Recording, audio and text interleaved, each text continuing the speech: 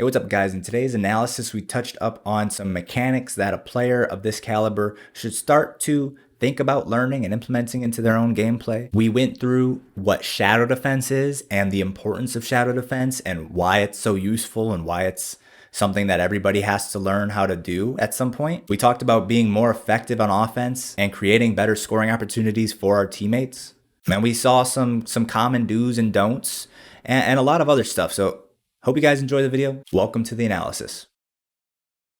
Hey, welcome back to the channel, everyone. Today we're going to be doing a replay analysis for Cameron, who submitted this in our Discord, link in the description down below, as well as information on how you can submit your own replay analysis. Cameron's name is Deadliest of Pants in game, and he's Platinum 3. It's been a while since we've done a Platinum ranked replay analysis, so I'm actually excited. Usually I'm more excited to do the higher level analysis, but I'm actually looking forward to doing this one. It's been a while since we've had a lot to really point out in somebody's gameplay, which I'm assuming we probably will in this one. He's playing 2v2, Platinum 3.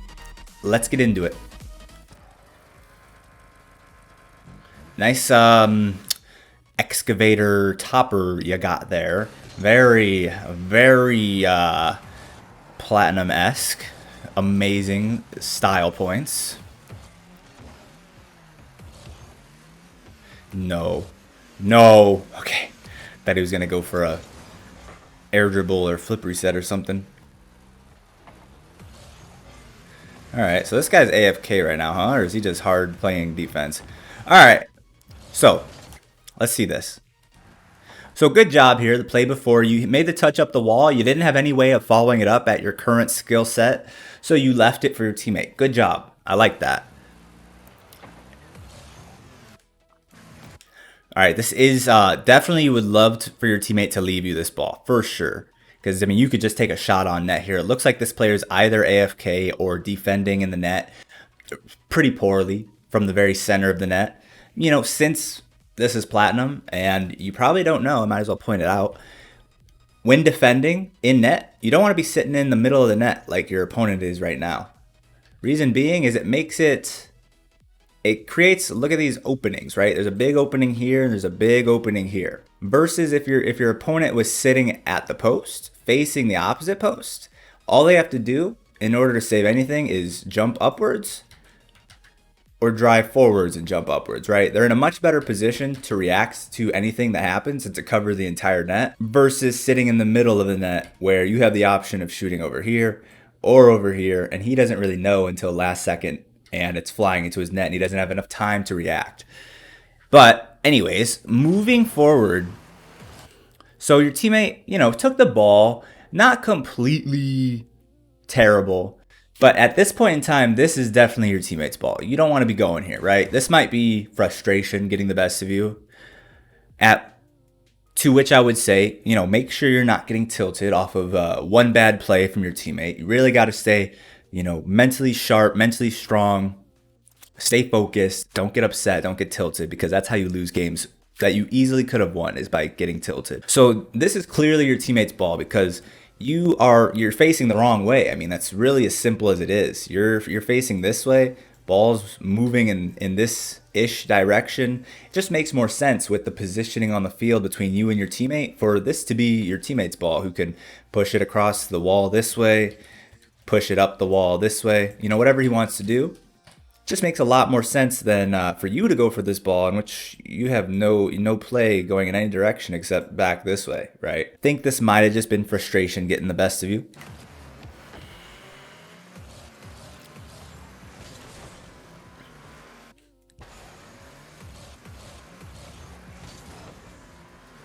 Okay, so this is now our reset point, right? You both messed up. Everything was sort of thrown into chaos. There was no structure to the gameplay. That period of time there's not much to comment on because it's chaos that ensued because of previous mistakes. So, you know, you and your teammate both sort of in the same position here. You know, you could break it down and say, well, this is bad positioning by one of you two. But the fact of the matter is, this is not a period of time where I need to be pointing anything out. This is just your recovery period. You guys gotta reset, reposition, try again. There's nothing to say here. This is just you guys restructuring, refiguring things out. That happens sometimes.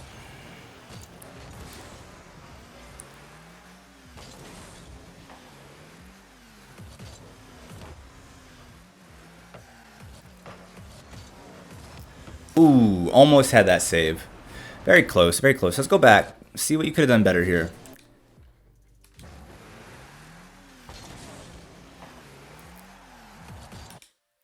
So this here, don't feel like you need to go up immediately here, right? You've jumped up at this point in time and you're planning on just hitting the ball in this direction. What I would love to see you do here is recognize that there's no threat here, right?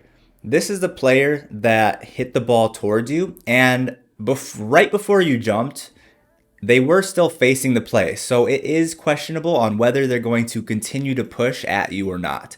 So I'm not going to sit here and in hindsight say, oh, look, this player's turned around. You have so much time, because the fact of the matter is this is a replay. And in the moment, it's a lot harder to tell that he's not pushing you. But what you can recognize is whether he pushes at you or not here, it's not threatening. If you just stay on the ground here, give yourself options, right? If you stay on the ground as this ball is coming towards you, you give yourself options rather than just immediately hitting the ball away. Because you can take advantage of all of this space that possibly is going to be here if he doesn't push you, in which case you start a dribble, right? You work on your dribbling mechanics that you work on in free play. You work on catching the ball. You work on putting it on your hood and flicking it. You work on power slide cutting the ball like Flakes always talks about in his road to SSL videos with no mechanics. This is all of that open space that you have to start a dribble if you actually take the time. And if he does continue to push you, it's not threatening, right? Think about what's going to happen in this play if he pushes you. I'm going to go back. It'll be slightly better perspective if I go back. Right, he hit the ball here. At this point in time, if he continues to push at you and you stay grounded, lining up to where this ball is about to land, if he continues to drive at the ball, all you have to do, if he does continue to go, is take a 50-50 with your momentum going in this direction towards your corner, right? If he goes, all you have to do is jump up and take a 50-50, flip into the ball with your car moving towards your corner, right? It's going to be like a diagonal flip or a side flip. You're going to meet him. If he stays with the ball, you jump up and take a 50-50 that forces the ball to stay around this sidewall where it's not threatening. If you neutralized his play, and a opponent in your corner is not very threatening. So by staying grounded here, you give yourself those options. It's not threatening because if he stays on the ball, all you have to do is take a solid 50-50 that keeps the ball in your corner, and it's a completely safe play. And if he doesn't push, then again, you've got all this space where you're catching the ball and you're starting a dribble. So don't be in such a hurry to hit the ball back in the opposite direction. Sometimes you want to stay grounded and try to make a ground play when it's safe to do so. And this is one of those times where it's safe to take your time, because if they do rush, it's okay. You have a second option. You have a backup option. If he does decide to rush, all you have to do is take a 50-50 with him that moves the ball towards your corner, and you guys are safe. You're good. You're golden. You keep playing from there. But by doing that, I mean, you didn't create any offense. You're not taking possession. You're not threatening anything, right? You have no control of the ball, and now all they have to do is just hit it back.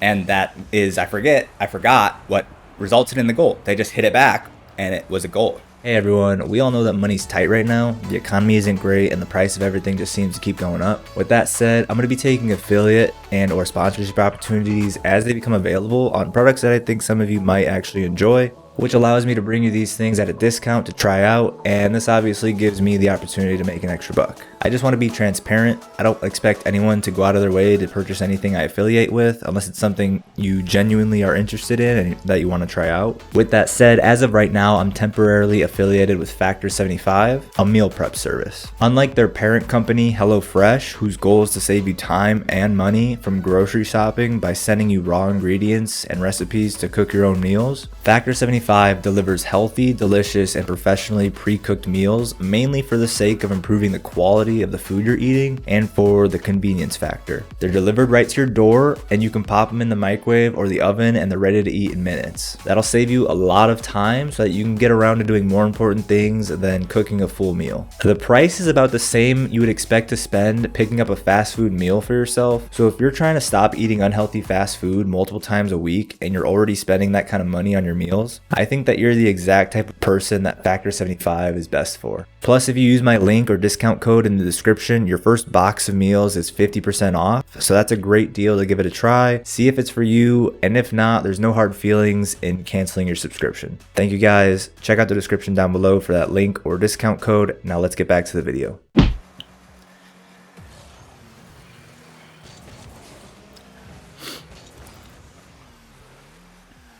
I'll just quickly say, if you can improve your kickoff at Platinum 3, that'll definitely do. That's an easy way to get a lot of advantage over your opponents. If you're Platinum 3 and nobody is doing a diagonal flip kickoff, or nobody's doing a, I'm not even going to say speed flip. It's a bit too early to start learning the speed flip. But even just a front flip kickoff or a diagonal flip kickoff, it's just that little bit, not even necessarily quicker, but by using the flip to go upfield, you get to save boost. So instead of making contact with the ball and then being out of boost because you're boosting up towards it the entire time, you can make contact with the ball and then still have about 12 boost after the kickoff.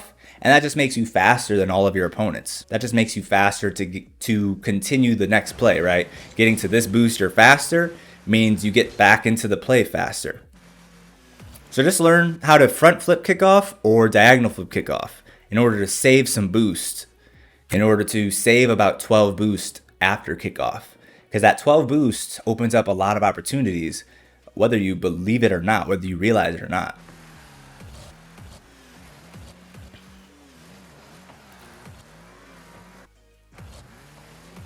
All right, let me see here. Your opponent's got a lot of time here on the ball. Okay, right here, I do think you should get a little closer here. Remember that Rocket League is in team game modes, 2v2 and 3v3. It's all about taking turns and challenging the ball with your teammate. One person challenges, the next person challenges. One person challenges, the next person challenges. One person baits the touch out of your opponent, the next person receives that touch that your teammate baited, right? So after your teammate challenges here, you should be the next person to challenge. Unless it's very obvious that your teammate has the better opportunity to go next, you should be next on the ball. Not necessarily because your teammate can't be the next one on the ball, but because it is a form of rotation. It is a rotation that keeps things running smoothly. You don't have to second guess who's supposed to be next on the ball. If you and your teammate are consistently taking turns going, one person goes, the other person goes. One person goes, the other person goes. And that, if you stick to that structure, you never double commit because you know who's supposed to go. If you just went, well, then it's your teammate's turn to go. If your teammate just went, well, it's your turn to go. You're never guessing, oh, who's supposed to go? Am I supposed to go? Is he supposed to go? No, you stick to this easy structure of taking turns, and that alleviates all of the question asking about who's supposed to go next. So on a very basic fundamental level, that's just a very simple form of rotation. And because of that, you should go next for this, and your teammate should position following you up. That also gives your teammate time to, rotate around the field, collect some boost pads because he just used boost to challenge the last ball. So while one person is challenging, the other person can restock on boost. They can get into position, but if you're not taking turns rotating, it kind of throws things into confusion. You don't get as much time to go for boost, things like that.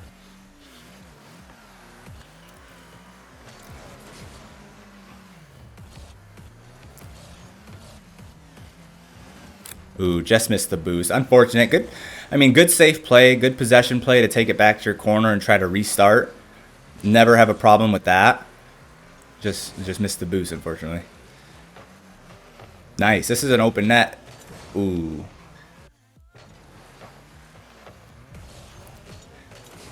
Kind of panicked a little bit. If you just turn, just keep driving, build some speed, build some momentum, grab that boost pad off to your left, drive up to it and just shoot it. You know, once you get closer to it, then jump and flip into it. This was a goal. For sure you can score this before he gets back had you moved more efficiently. You jumped too early. You didn't pick up that pad to your left before going for the ball so you could have that little bit of boost that you need to get there on time. So just unfortunate you missed the open net opportunity just due to less than efficient movement around the field. But being only Platinum 3, that is to be expected. No hard feelings there. Again, leaving a ball high off the sidewall like that, I'm glad you're doing that. You're not, yeah, I do want you to push yourself and develop yourself mechanically, but in ranked, in a situation like this where you're most likely not going to do anything except flop through the air and waste all your boosts, I'm glad you're not overextending for an overly ambitious ball like that if you don't have the confidence to actually make a play on it. And then this sucks, right? It's just an easy, like this is an easy ball once you get better. Like this all day, this is just a free ball all day once you get a little bit better. Don't feel like you have to go up so soon.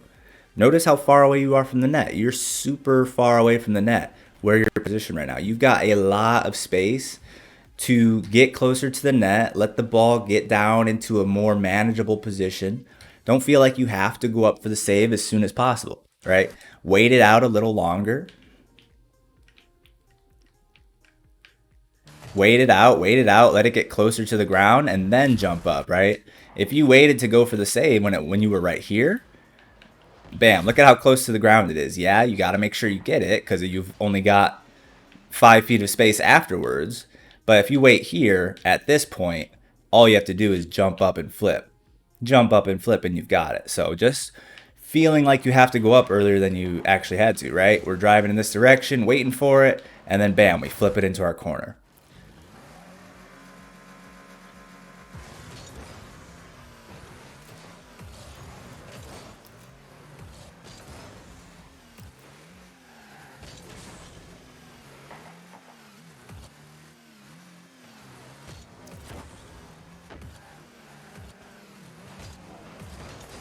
Oh, the fakes. Hey, we take those easy fakes.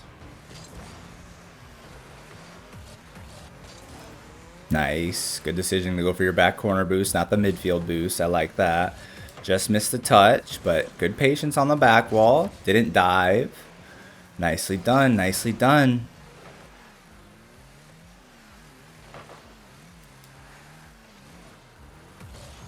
Oh, is he leaving it? Hey.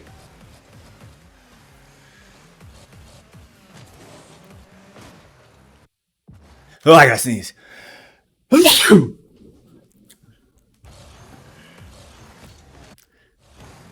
Okay, I obviously don't want to overwhelm you with things that you need to work on, but I'm sure you know that air roll exists. Not sure if you use it yet, but here, if you do air roll to your right, air roll right, or use the free air roll button and air roll towards the right, and then you can actually score this ball. This is a scoreable shot here, but without air roll, it's going to be very difficult. So I'm not telling you. I don't know. I don't remember when I started using air roll. Honestly, I don't think it was. It was not for a while when I also started playing. I might have been around high platinum or low diamond or so when I started using air roll. It might be a lie. I can't remember honestly. But Rocket League is a very long endeavor in getting better. And so, learning air roll and getting comfortable with air roll, it takes time. So just know at some point you're gonna have to start working on air roll. That is a fundamental key mechanic that everybody needs to learn at some point. Everybody needs to utilize at some point. I would say both at one singular directional air roll, left or right, plus the free air roll button. However you want to bind that, you can look up tons of binding settings. I personally use Squishy's binding settings, or I think he still uses the same settings as when I first utilized them. They're not his settings, but the settings that Squishy uses and that he popularized. Yeah, look up some pro settings. If you don't have air roll bound yet, at some point you're gonna have to start utilizing air roll. And if you were comfortable air rolling, this is a scoreable shot, or at least it is a shot that you can put on target. Karamba might have gotten there, but you were able to put that on target.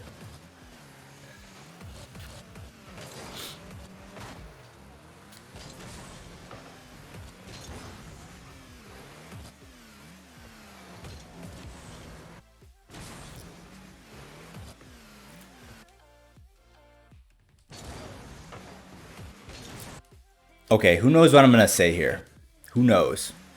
Play it back one more time. We've recently touched on this in a recent replay analysis. I'm gonna go back one more time.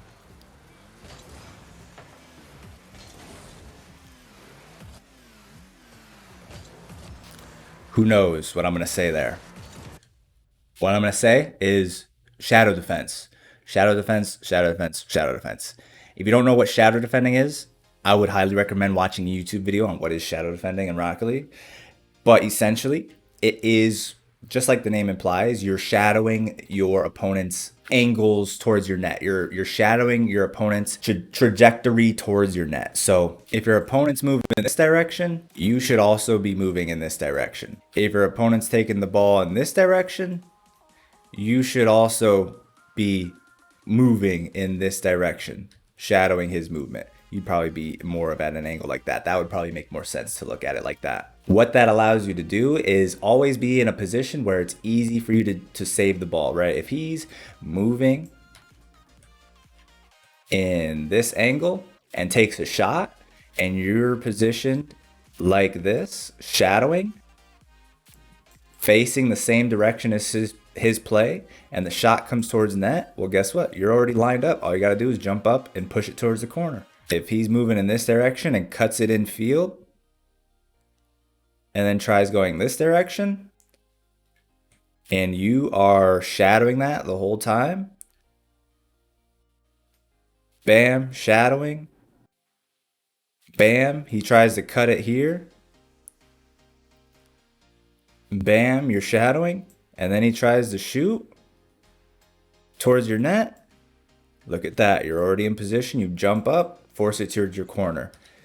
But if you're crossed up, I like to call it crossed up, where you're approaching at this angle, he's moving at this angle.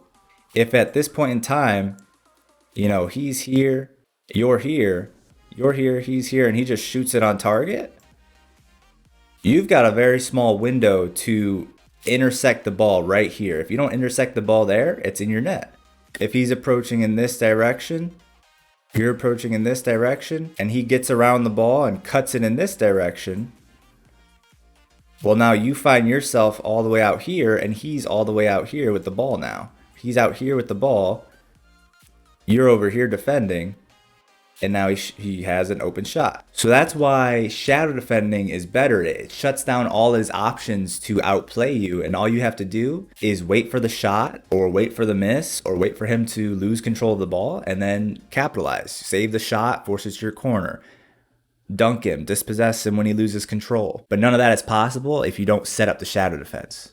So this actually needed to be set up right here. At this point in time, this is where you need to recognize, okay, this is about to be a one-on-one or a 2v1. I need to put myself in a good defending position. I need to shadow defend. Bam. This is a breakaway. Your opponent's about to break away with this ball. You should move in this direction, which does two things. It serves as a fake challenge. Your opponent's not sure if you're about to come challenge the ball, so they are most likely or very likely to just hit the ball away, hit the ball in this direction, thinking that you're about to try to challenge here. At which point you say, okay, thank you very much. You've dispossessed yourself. I'm just going to collect this ball, bring it to my corner, reset out of my corner like you tried to do earlier very well. I need to stop looking over there. Sorry. Working on that. Free ball, take it to the corner. Either corner, you can take it to the close corner or you can take it across to the far corner. Either one's a good play. And you have a free ball because you fake challenged and he threw it away, which happens very often if you do that fake challenge. It's a very powerful tool. But if you fake challenge here and he doesn't fall for it, he doesn't immediately hit it away from himself to where you can collect it, then that doubles up as putting yourself in a shadow position. He's moving in this direction, and now you are nice and lined up for your shadow defense. So you want to, as soon as you realize you're about to be in a one-on-one or a 2v1, you need to put yourself in that shadow defending position, move in this direction, serves as a fake challenge. He might give it away immediately, and if he doesn't, well, then you're shadow defending. Highly recommend watching a shadow defense video on YouTube.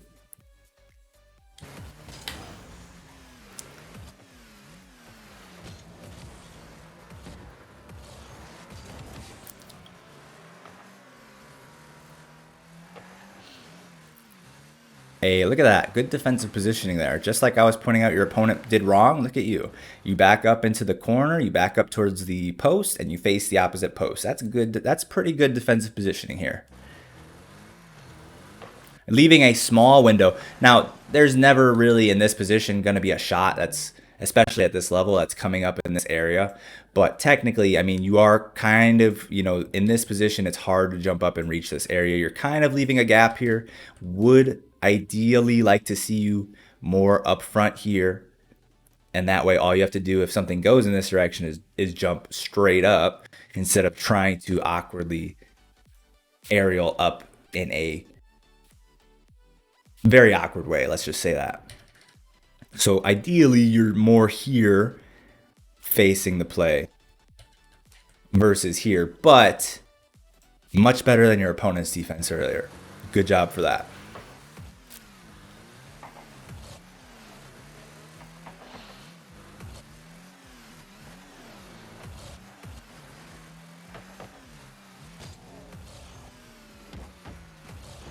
Okay. So, I mean, let's see.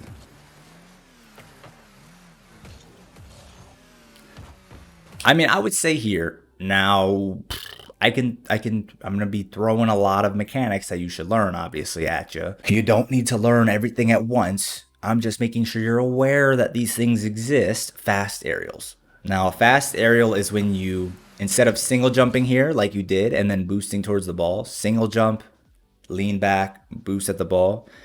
Again, watch fast aerial tutorials on YouTube. A fast aerial, if you don't know, is where you double jump and simultaneously lean back at the same time. So it would be lean back, tilt back with your analog, jump, which immediately points your car upwards, let go of the analog stick so you don't backflip on the next jump, all while boosting the entire time. So it sounds like a lot. It's really not that hard. Definitely want to learn how to fast aerial if you don't already. This is definitely something that you could fast aerial at. Get there a little quicker. Definitely beat your opponent every time. But also, you're also going for the ball at a dead stop, right? If you get a little bit of forward momentum before you jump to actually carry you towards the ball, even without using boost, you can carry yourself towards the ball if you actually just build that forward momentum first. So notice how you're jumping at the ball from a dead stop here.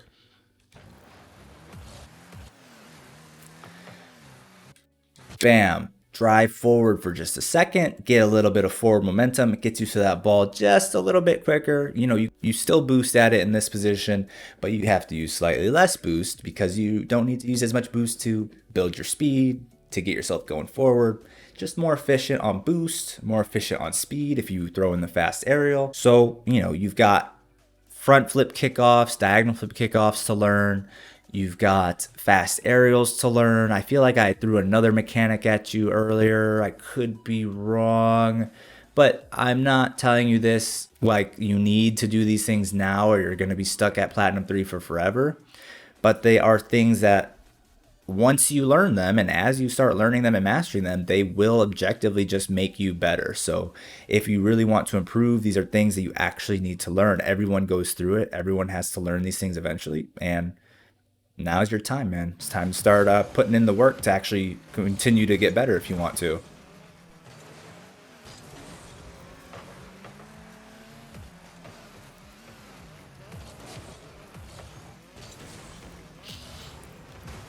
Nice. That was good help for your teammate there. I like that.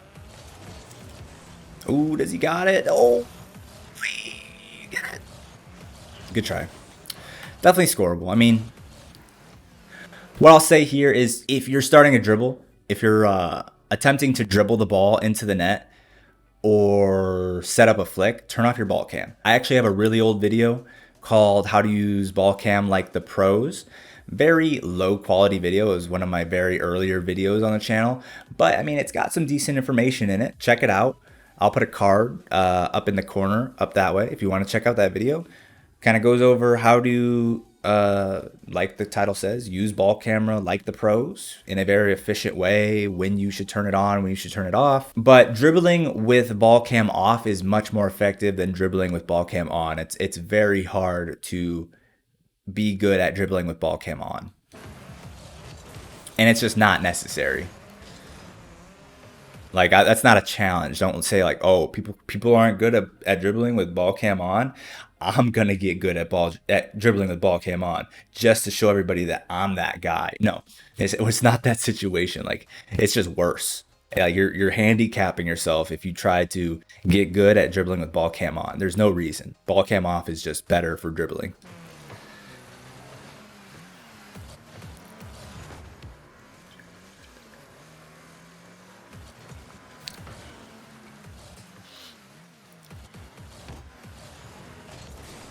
Nice play around your opponents.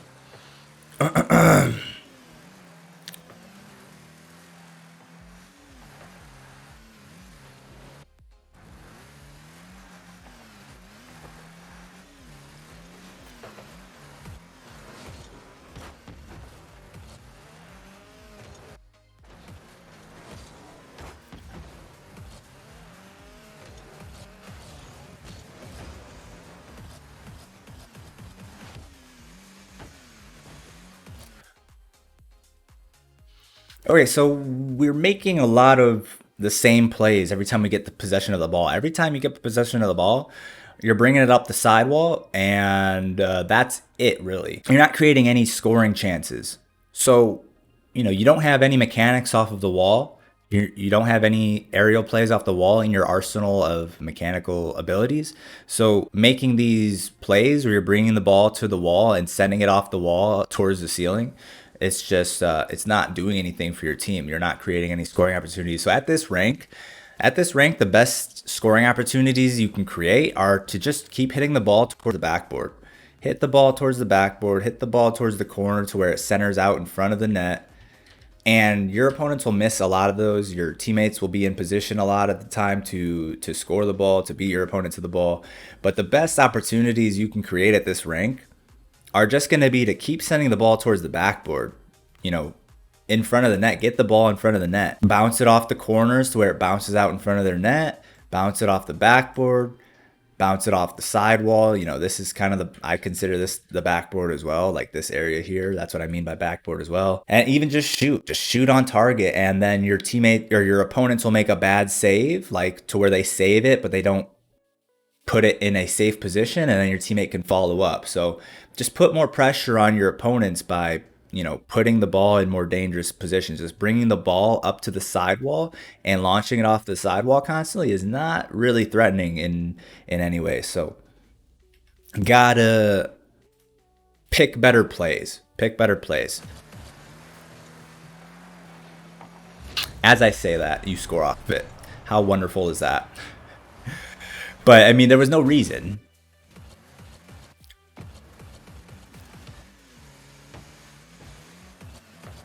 They just, I think they're bumping each other in net. That's kind of a little lucky, a little fortunate, because they were closer to the ball. They had more time to go for it than your opponent or your teammate. So,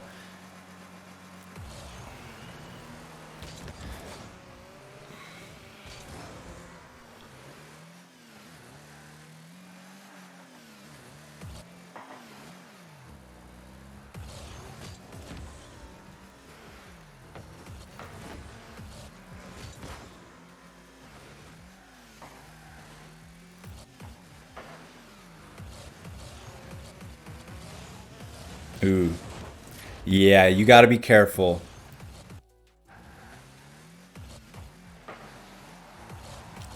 Unfortunately, you turn that direction, right? If you turn the opposite direction here, you can meet this ball in your corner facing the opposite direction. Bam, this occurs. And instead of trying to chase down the ball, you should be thinking, I'm going to turn this direction and meet the ball head on in the corner and force it out the opposite way. This is a viable play to take it back, but you have to go fast. You have to clear it past your net quickly before anyone's in position to shoot it, or you have to go above your net, right? Bring it over your net, over the backboard. But both of those are unnecessarily difficult plays at this rank. You might as well just turn this direction and force it out of your corner. Try to avoid bringing the ball across your own net if you can. Because at this rank, that's hard. It's hard to bring the ball across your net without just passing it to your opponent. That happens so often at these low ranks. Somebody tries to bring the ball across their net and they just serve it up on a platter for their opponent. Even at Grand Champion, people mess that up a lot. It's definitely something you want to try to avoid, unnecessarily bringing the ball across your net for sure.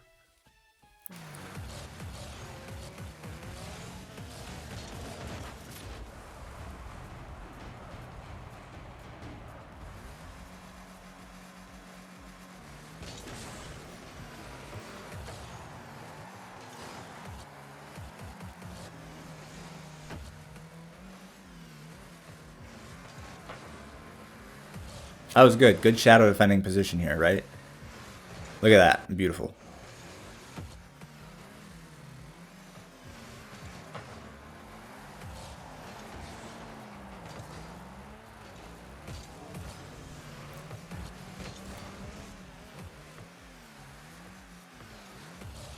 Okay, what are you going to do with this? I mean, it's towards the sidewall. Oh. Oh. It looked like you tried to do something other than just roll it up the sidewall, which is good to see. What are you going to do here? What's the play? I mean, you're almost out of time. Yeah. Okay. I mean, 3-2. You guys tried. I would say gameplay-wise, what you need to work on the most is just creating better scoring opportunities. And instead of just rolling the ball up the sidewall, and by up the sidewall, I mean vertically, if you can roll the ball moving in this direction, I mean, that's okay. That kind of stopped being effective at like low platinum, high gold level. Rolling the ball across this back wall, I mean, that's decently defendable at this rank. But if you can hit the ball off the corner to where it flies into the box, the opponent's box, that's a good play. That's a good pass. If you can chip it off the back wall, the backboard, off the back wall, off the backboard, let your teammate try to have a follow-up shot, that's a good play. So try to get more touches on the ball. Even just shooting the ball is a good play because, again, at this rank, your opponents a lot of the time can make a save, but they can't make a good save where they're putting it in a safe position, right? They're going to make the save, but they're just going to drop it right in front of their net most of the time, where, again, the follow-up shot comes through and it's a goal. So just got to make more touches that are getting the ball to go towards the net, so that you can actually set up your teammates. And then we pointed out different things here and there. Mechanics that I told you need to learn. Fast aerials, front flip and diagonal flip kickoffs. Turn your ball cam off when you're dribbling. I have a video for that. You looked patient. You looked like you have a good head on your shoulders for sure. You look like you aren't just a spaz driving around the field like with no goal in mind whatsoever. You look like you have the potential to be a very smart, intelligent, solid player. It's just, you're pretty new to the game. Plat 3 is pretty new to the game. Whether you've been playing for 5 years and you just haven't grinded to get better, or, rank wise, you're still a newbie. Regardless of how long you've been playing, rank wise, you're still very fresh.